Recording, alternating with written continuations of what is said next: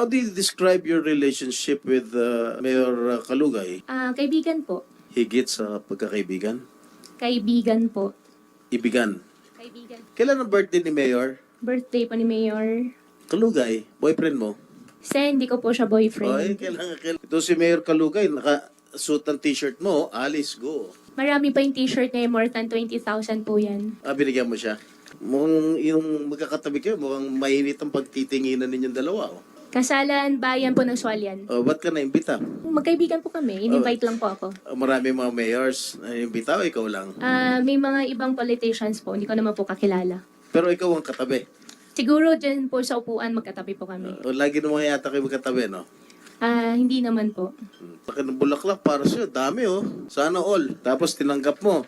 Oh. Bibigay ko sa'yo. Sige po. Ha? Soli mo rin sa akin, ha? Para souvenir ko to, ha?